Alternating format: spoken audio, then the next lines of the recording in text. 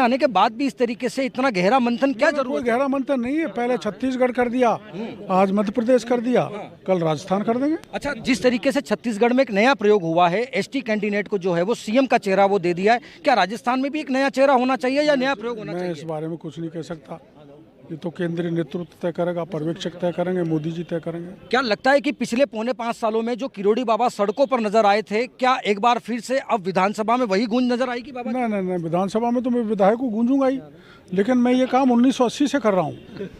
1985 में मेरे पे गोली चला दी थी थाने पे। भैरू सिंह जी प्रतिपक्ष के नेता थे, सारे एमएलए को भर के ले गए और 3 दिन तक प्रतिपक्ष के नेता ने 32 एमएलए के साथ धरना दिया था। तो मैं तो तब से लड़ रहा हूँ। बाबा, जिस तरीके से ये कहा जाता है कि गणपति प्लाजा में जो आपने बड़ा ट्रम्प कार्ड खेला था, उससे कहीं न कहीं बीजेपी को बड़ा फायदा हुआ इन चुनावों में, क्योंकि एक नजरिया ये भी देखा जा रहा है कि किरोड़ी बाबा नहीं होते तो राजस्थान में बीजेपी की सरकार नहीं आती। नहीं, ऐसा नहीं है। यहाँ भ्रष्टाचार बड़े चरम पर था, चप्पे चप्पे पर था, और उसको प्रधानमंत्री जी ने भी अपने भाषणों में जिक्र किया है। तो भ्रष्टाचार एक मुद्दा था जो केवल मैंने नहीं, पूरी पार्टी ने उठाया था। बाबा, आखिरी सवाल करूंगा कि जिस तरीके से कहे जाते हैं कि पीएम और अमित शाह के बहुत करीबी और नजदीकी हैं, क्योंकि कई बार आपने मुलाकात की है दिल्ली में। तो मैंने मोदी जी के साथ काम किया हुआ है इमरजेंसी में, इसलिए यदा कदा मुलाकात होती रहती है। बड़े प्रेम भाव से चाय भी पियाते हैं। ये थे हमारे साथ में किरोड़ी लाल मीणा, जिन्होंने कहा है कि जिस तरीके से वो 5 साल राजस्थान की सड़कों पर दहाड़ मारते हुए नजर आ रहे थे, तो वहीं अब एक बार फिर से विधानसभा में भी उनकी गूंज नजर आएगी। लेकिन अब सबसे बड़ा सवाल यही है कि क्या बीजेपी में जिस तरीके से एक नया एक्सपेरिमेंट किया गया है, जिस तरीके से उन्होंने कहा कि जो नमस्कार, न्यूज 21 में आपका स्वागत है और आप देख रहे हैं इंडिया अपडेट। आइए नजर डालते हैं आज की कुछ खास खबरों पर। North western railway employees union Ajmer के मंडल अध्यक्ष मोहनी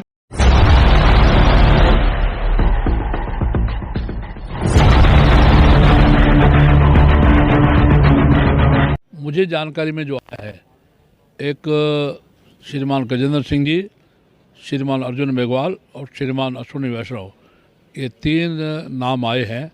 अब इनमें से कौन चेहरा होगा जो मुख्यमंत्री बनेगा? आदर्श तो ये है कि किसी एससी का या एसटी का, क्योंकि इस समय आवश्यकता इस बात की है कि देश भर के आदिवासी वोटों को और शेड्यूल्ड कास्ट वोटों को, दलित समाज को हम पार्टी के साथ विधिवत जोड़ें। ज़रूरत इस बात की है। राजस्थान में किसी भी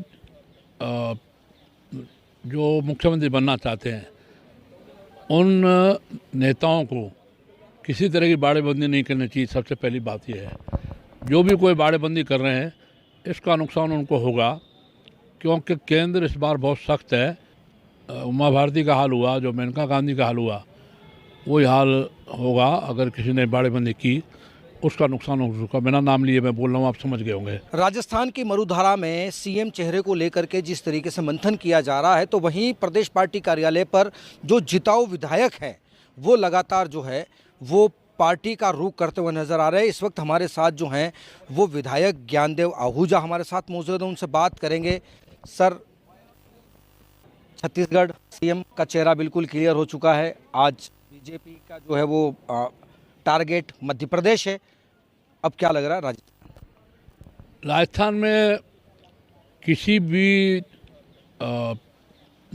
जो मुख्यमंत्री बनना चाहते हैं, उन नेताओं को किसी तरह की बाड़ेबंदी नहीं करनी चाहिए। सबसे पहली बात यह है, जो भी कोई बाड़ेबंदी कर रहे हैं इसका नुकसान उनको होगा, क्योंकि केंद्र इस बार बहुत सख्त है।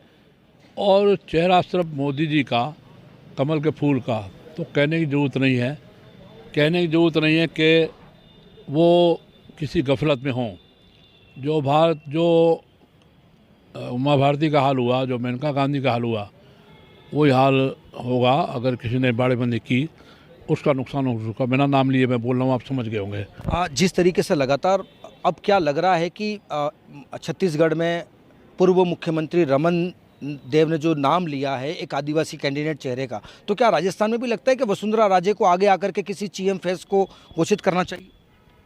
आदर्श तो ये है कि किसी एससी का या एसटी का, क्योंकि इस समय आवश्यकता इस बात की है कि देश भर के आदिवासी वोटों को और शेड्यूल्ड कास्ट वोटों को, दलित समाज को हम पार्टी के साथ विधिवत जोड़ें। ज़रूरत इस बात की है, पर जो भी जिनकी जो इच्छा है वो करते हैं। मैं तो नटसेल बात आज इतनी करूँगा। मुझे जानकारी में जो आया है, एक श्रीमान गजेंद्र सिंह जी, श्रीमान अर्जुन मेघवाल और श्रीमान अश्विनी वैष्णव, ये 3 नाम आए हैं। अब इनमें से कौन चेहरा होगा जो मुख्यमंत्री बनेगा, ये मेरी जो जानकारी में आया है। और अधिक जानकारी के लिए मैं कोई अधिकृत पार्टी का प्रवक्ता नहीं हूँ, फिर भी 3 का नाम मेरे पास आया है जो मेरी जानकारी के अनुसार। केंद्र क्या करेगा, माननीय मोदी जी पर विश्वास माननीय अमित शाह जी पर, विश्वास माननीय JP नड्डा पर। जो कुछ होगा राजस्थान के लिए उचित होगा निश्चित रूप से, लेकिन बाड़ेबंदी नहीं करना, यह मेरा निवेदन सबसे है। राजस्थान मांगे बाबा, क्योंकि एक बाबा यूपी में है तो दूसरे बाबा राजस्थान में कहीं न कहीं उनको देखा जाता है। क्योंकि मैं नाम लेना भी उचित समझूंगा यहाँ पर बाबा बालकनाथ, जिस तरीके से राजस्थान की जनता मांग कर रही है, क्योंकि अब राजस्थान ये चाहता है कि राजस्थान क्राइम फ्री स्टेट बने। अभी बाबा नए हैं। जहाँ तक महंत आदित्यनाथ जी का सवाल है, उनके गुरु श्रीमान महंत अविद्यनाथ जी 6 बार सांसद रहे ग्वालियर, और महंत आदित्यनाथ जी 2 बार सांसद रहे, विधायक रहे।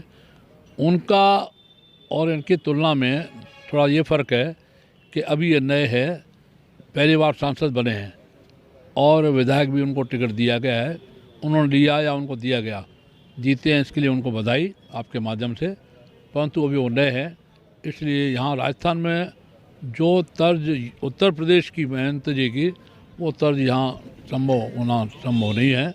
ये मेरा निवेदन है। जिस तरीके से कहा जा रहा है कि राजस्थान में, क्योंकि स्पष्ट बहुमत है राजस्थान में बीजेपी का, लेकिन इसके बाद भी सीएम चेहरे को लेकर के इतनी देरी, क्योंकि अब विपक्ष जो है वो कहीं न कहीं कटाक्ष करता हुआ नजर आ रहा है कि स्पष्ट बहुमत के बाद भी 10 दूल्हे हैं, इसलिए बीजेपी असमंजस स्थिति में है। विपक्ष श्रीमान गहलोत साहब या श्रीमान डोटासरा साहब, नामजद बोलता हूँ, वो अपनी झाई मिटा रहे हैं कि देर लग रही है। देर आया दुरुस्त आया, देर सवेर जो काम होता है अच्छा होता है। आज माननीय राजनाथ सिंह जी को आना था, जो परवेश्वर राजस्थान है, परंतु महामहिम राष्ट्रपति का प्रोग्राम लखनऊ उनके क्षेत्र में है, तो उनको जाना ज़रूरी था, इसलिए कल मंगलवार पे रखा है। सीएम का चेहरा वहाँ तय हो गया तो मध्य प्रदेश भी तय आज हो जाएगा, और कल यहाँ राजस्थान में भी पर्यवेक्षक साहब आएंगे और विधायक का सभी विधायकों में मीटिंग होगी और रायशुमारी होकर के निश्चित रूप से कोई उचित ही नाम आ जाएगा, ये बिल्कुल तय है।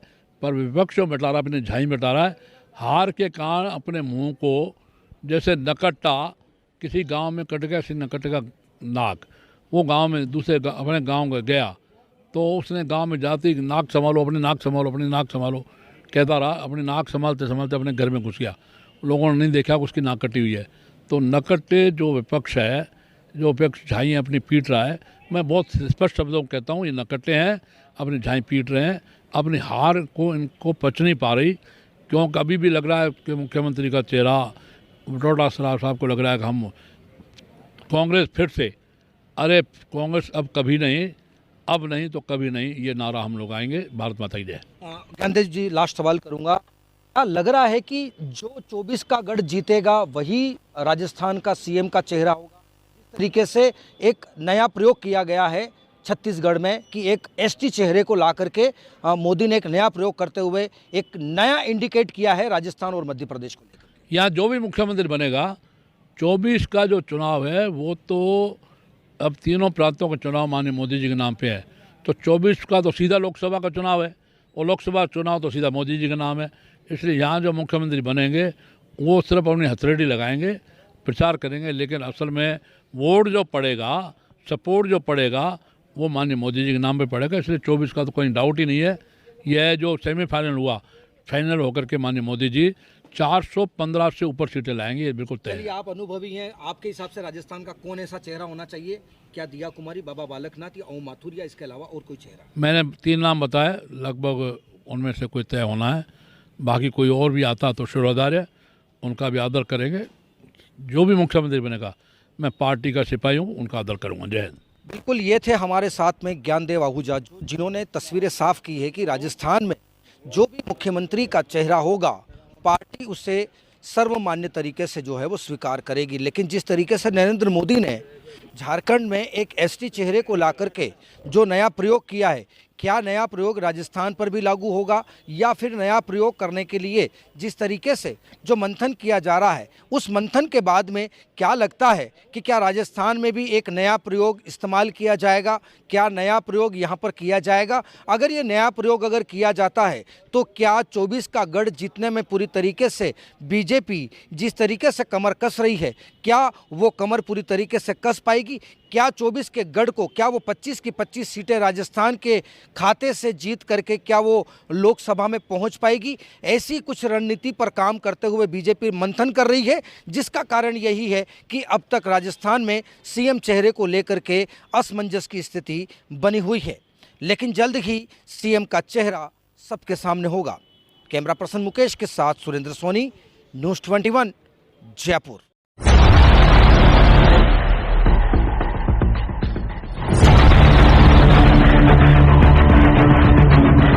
आने के बाद भी इस तरीके से इतना गहरा मंथन क्या कोई जरूरत है? गहरा मंथन नहीं है। पहले छत्तीसगढ़ कर दिया, आज मध्य प्रदेश कर दिया, कल राजस्थान कर देंगे। अच्छा, जिस तरीके से छत्तीसगढ़ में एक नया प्रयोग हुआ है, एसटी कैंडिडेट को जो है वो सीएम का चेहरा वो दे दिया है, क्या राजस्थान में भी एक नया चेहरा होना चाहिए या नया प्रयोग होना मैं इस चाहिए? बारे में कुछ नहीं कह सकता। ये तो केंद्रीय नेतृत्व तय करेगा, पर्यवेक्षक तय करेंगे, मोदी जी तय करेंगे। क्या लगता है कि पिछले 4.5 सालों में जो किरोड़ी बाबा सड़कों पर नजर आए थे, क्या एक बार फिर से अब विधानसभा में वही गूंज नजर आएगी बाबा? नहीं नहीं नहीं, विधानसभा में तो मैं विधायक को गूंजूंगा ही, लेकिन मैं ये काम 1980 से कर रहा हूँ। 1985 में मेरे पे गोली चला दी थी थाने पे। भैरू सिंह जी प्रतिपक्ष के नेता थे, सारे एमएलएज को भर के ले गए और 3 दिन तक प्रतिपक्ष के नेता ने 32 एमएलए के साथ धरना दिया था। तो मैं तो तब से लड़ रहा हूँ। बाबा, जिस तरीके से ये कहा जाता है कि गणपति प्लाजा में जो आपने बड़ा ट्रम्प कार्ड खेला था, उससे कहीं न कहीं बीजेपी को बड़ा फायदा हुआ इन चुनावों में, क्योंकि एक नजरिया ये भी देखा जा रहा है कि किरोड़ी बाबा नहीं होते तो राजस्थान में बीजेपी की सरकार नहीं आती। नहीं नहीं, ऐसा नहीं है। यहाँ भ्रष्टाचार बड़े चरम पर था, चप्पे चप्पे पर था, और उसको प्रधानमंत्री जी ने भी अपने भाषणों में जिक्र किया है। तो भ्रष्टाचार एक मुद्दा था जो केवल मैंने नहीं, पूरी पार्टी ने उठाया था। बाबा, आखिरी सवाल करूंगा कि जिस तरीके से कहे जाते हैं कि पीएम और अमित शाह के बहुत करीबी और नज़दीकी हैं, क्योंकि कई बार आपने मुलाकात की है दिल्ली में। तो मैंने मोदी जी के साथ काम किया हुआ है इमरजेंसी में, इसलिए यदा कदा मुलाकात होती रहती है। बड़े प्रेम भाव से चाय भी पियाते हैं। ये थे हमारे साथ में किरोड़ी लाल मीणा, जिन्होंने कहा है कि जिस तरीके से वो 5 साल राजस्थान की सड़कों पर दहाड़ मारते हुए नजर आ रहे थे, तो वहीं अब एक बार फिर से विधानसभा में भी उनकी गूंज नजर आएगी। लेकिन अब सबसे बड़ा सवाल यही है कि क्या बीजेपी में जिस तरीके से एक नया एक्सपेरिमेंट किया गया है, जिस तरीके से उन्होंने कहा कि जो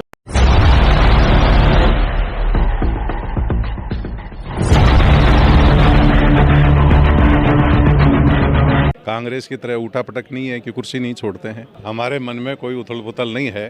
पार्टी का शीर्ष नेतृत्व, पार्लियामेंट्री बोर्ड जो भी तय करेगा वो हमारे लिए मान्य होगा और हम उसी फैसले के साथ रहेंगे। हमारा राष्ट्रीय नेतृत्व बहुत ही सक्षम और मजबूत है। मोदी जी के नेतृत्व में जो भी फैसले हुए हैं वो भारत का सम्मान बढ़ाने वाले हुए हैं, लोकतंत्र को मजबूत करने वाले हुए हैं, और राजस्थान में जो भी वो फैसला करेंगे वो सभी विधायकों के सर माथे पर। फिलहाल तो मैं विधायक बनकर खुश हूँ, और पार्टी जहाँ भी चाहे उपयोग जहाँ भी काम में लेगी, हम पार्टी का काम पूरे दिल से करेंगे और उसका 100% परिणाम देंगे। ये मोदी जी के मुंह से निकला वाक्य, और उसी समय इन सारी बातों को पूर्ण विराम मिल जाएगा।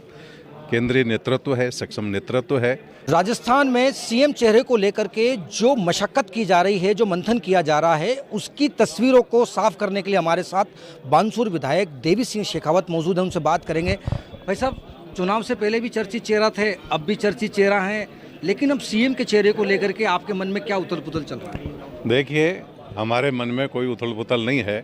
पार्टी का शीर्ष नेतृत्व, पार्लियामेंट्री बोर्ड जो भी तय करेगा वो हमारे लिए मान्य होगा और हम उसी फैसले के साथ रहेंगे। देवी सिंह जी, 115 सीटें आने के बाद क्या लग रहा है कि इतनी देर क्यों हो रही है? क्योंकि 115 सीटें आने के बाद तो फिर फटाफट शपथ ग्रहण हो जाना चाहिए था, राजगद्दी मिल जानी चाहिए। देखिए, 3 बड़े स्टेटों में भारतीय जनता पार्टी की सरकार आई है, और धीरे धीरे करके सारे फैसले हो ही रहे हैं। कल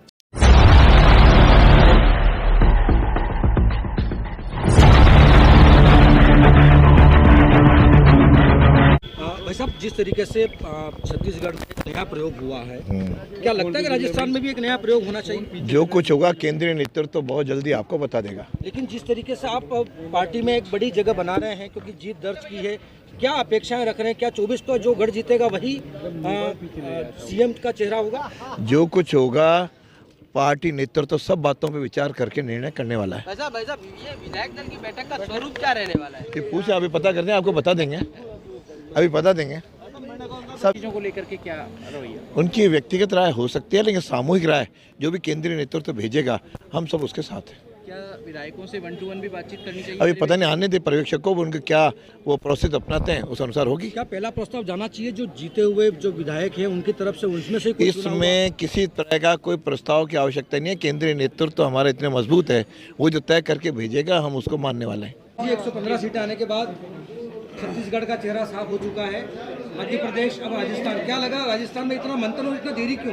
कहाँ है देरी? पिछली बार उनको 16 दिन लगे थे भाई, हमको तो अभी 5 और 6 दिन है। तो हम निश्चित रूप से कल तक, हमारे पर्यवेक्षक कल आ रहे हैं, बिल्कुल स्थिति स्पष्ट हो जाएगी।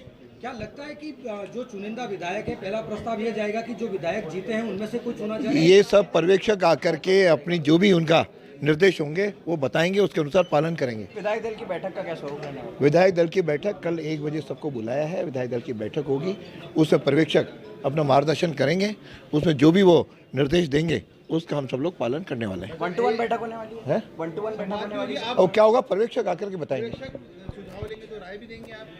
पर्यवेक्षक जो आकर के बताएंगे उस अनुसार सारे एमएलएस हम लोग एक्ट करने वाले हैं।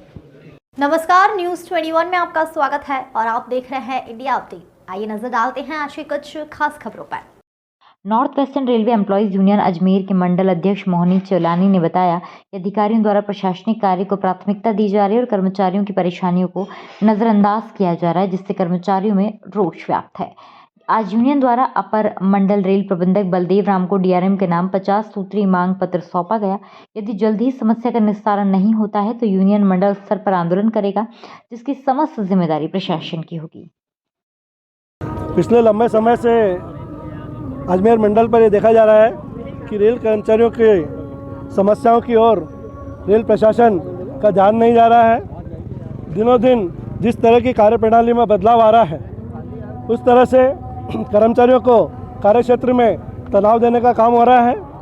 कर्मचारियों के प्रति प्रशासन का रवैया सकारात्मक नहीं है और जो कार्य की परिस्थितियां एक कार्य के अनुकूल होनी चाहिए उस तरह से नहीं हो रही है। यूनियन की तमाम मांगों पर प्रशासन ध्यान देने का काम नहीं कर रहा है और इससे कर्मचारी बहुत तनाव में काम कर रहे हैं। यूनियन ने हमेशा प्रशासन को बताने का काम किया है कि रेल कर्मचारी एक मानव प्रकृति के लोग हैं। ये मशीन नहीं है, रोबोट नहीं है जो 24 घंटे 24/7 कार्यशील रहे। मानव को मानव समझना चाहिए, लेकिन प्रशासन का जो रवैया है, इनका प्रशासनिक कामों में पहली प्राथमिकता है। पूरा समय रेलवे बोर्ड और हेडक्वार्टर की वीसी, वीडियो कॉन्फ्रेंसेस और इस तरह के जो काम है उसमें जाने का काम हो रहा है और इससे उत्पादकता पर भी प्रभाव आ रहा है। नमस्कार, न्यूज़ 21 में आपका स्वागत है और आप देख रहे हैं इंडिया अपडेट। आइए नजर डालते हैं आज की कुछ खास खबरों पर। कलेक्ट्रेट में छापर को इको सेंसिटिव जोन की परिधि को यथावत रखने के लिए सरपंच सविता राठी के नेतृत्व में गोपालपुरा व सुरवास गांव के ग्रामीणों ने जिला कलेक्टर को ज्ञापन सौंपा। गोपालपुरा सरपंच सविता राठी ने बताया कि गांव गोपालपुरा व सुरवास गांव में पूर्व में निर्धारित किए गए Tal Chhapar eco sensitive zone की परिधि को यथावत रखा जाए।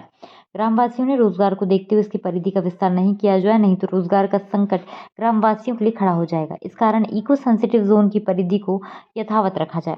सरपंच ने बताया कि गांव के ज्यादातर परिवार प्रभावित होंगे। गांव की आबादी लंबे समय से बसी हुई है। परिधि के विस्तार की चर्चा के बाद ग्रामवासियों में रोष व्याप्त है।